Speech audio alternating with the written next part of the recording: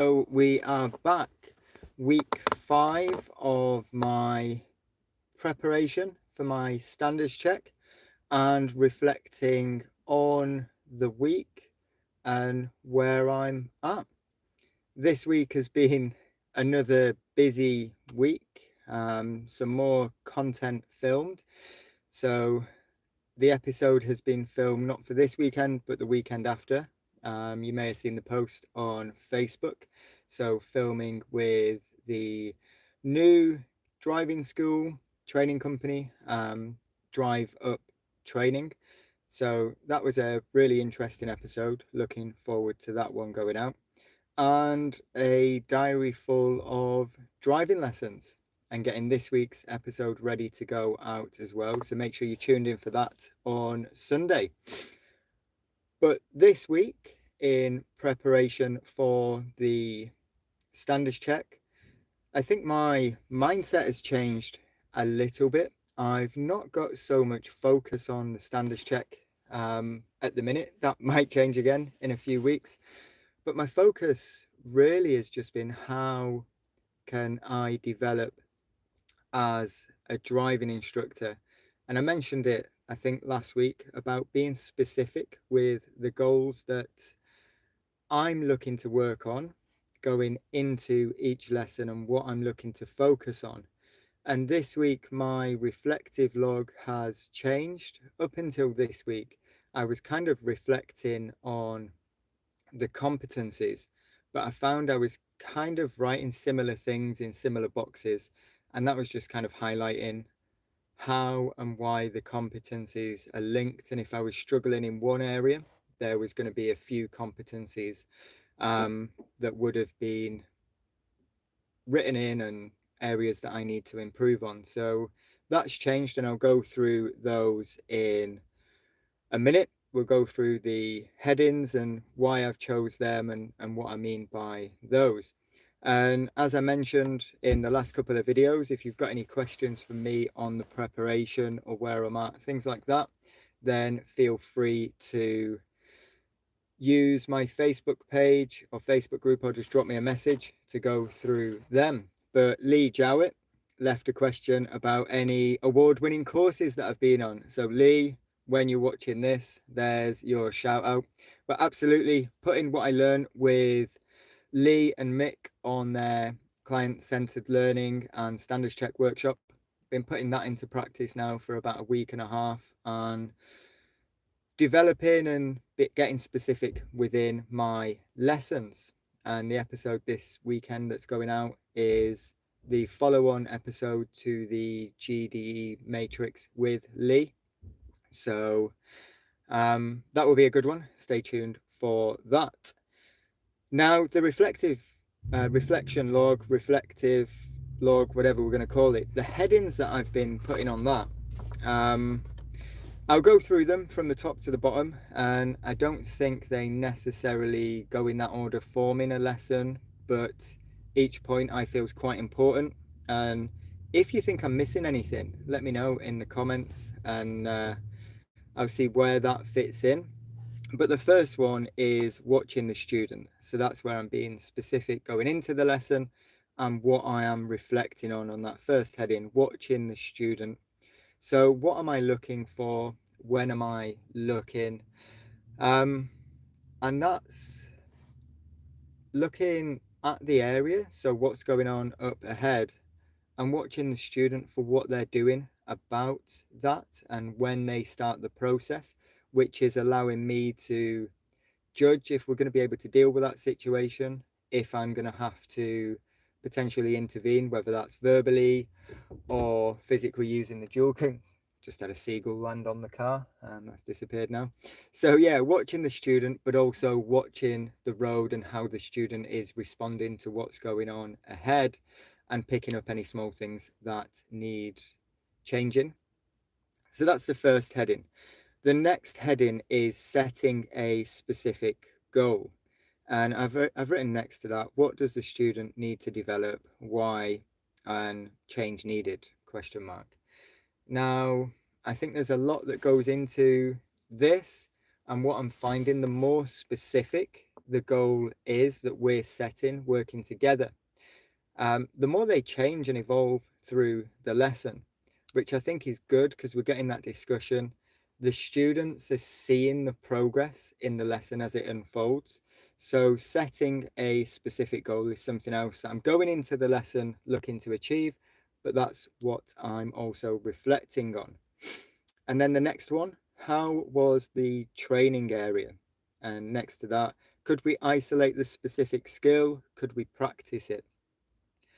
Now, there's a bit more, I think, that goes into this as well, and it'll link to a previous heading that I've mentioned. So the training area, if we control the training area, that's how we're going to control the risk, in my opinion. If things are getting out of control, we're probably in the wrong area for the student, and that's where the risk will increase. And this links back to watching the student. If I'm familiar with that area, I know what's likely to come up, which allows me then to have more confidence to watch the student. So the training area, if we have a specific goal, we can go to a specific area to work on that goal and minimize any other kind of external factors that might be going into it.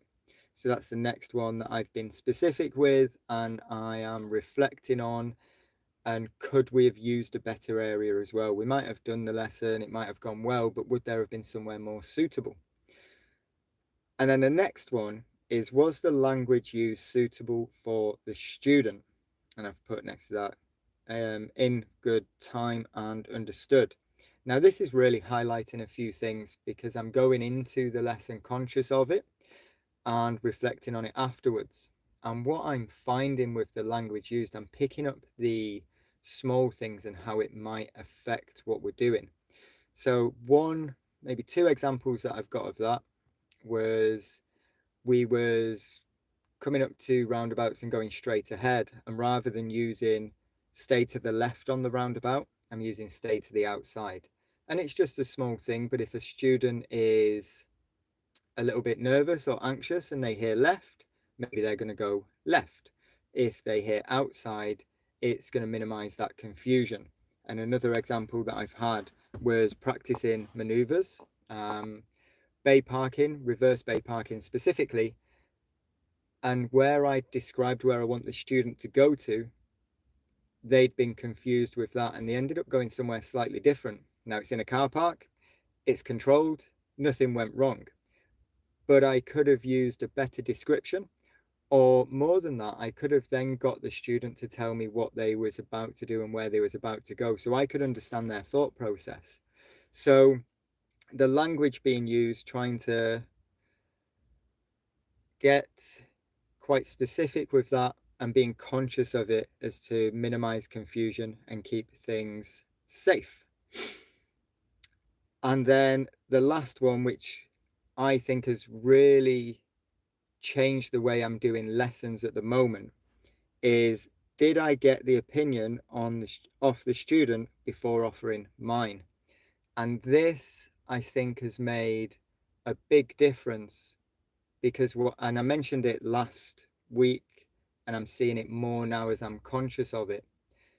I might think something's gone well and I've said, oh, well done on that. And they wasn't too happy with it. So I'm trying to really understand the student and their thoughts and what they're wanting to achieve, which then allows us to, again, linking back, get specific with their goal. So what they want to achieve and how. So that one is something that I still need to do more work on. We might be just doing, like I said last week, left turns, right turns, whatever it is. And I'm just giving a comment of, yeah, that went well. What we're going to do this next time, or that didn't go too well. And I need to stop myself saying that, unless, of course, I need to intervene. But get their opinion, their thoughts, and then asking if they'd like my opinion or what I think we could do to develop it. So that one is really helping me. Did I get the opinion of the student before offering mine? So they are the new headings on the reflection. I'm not sure if that's covering everything. I'm going to do it next week as well, working through that as my reflective log. And then I'm going to look at them and the competencies and the overall lesson and see if I'm achieving what I need to. I've still got quite a few weeks for the standards check, lots of areas to improve. And yeah, the focus now is just how can I deliver the best driving lesson for my learners rather than how am I going to pass my standards check.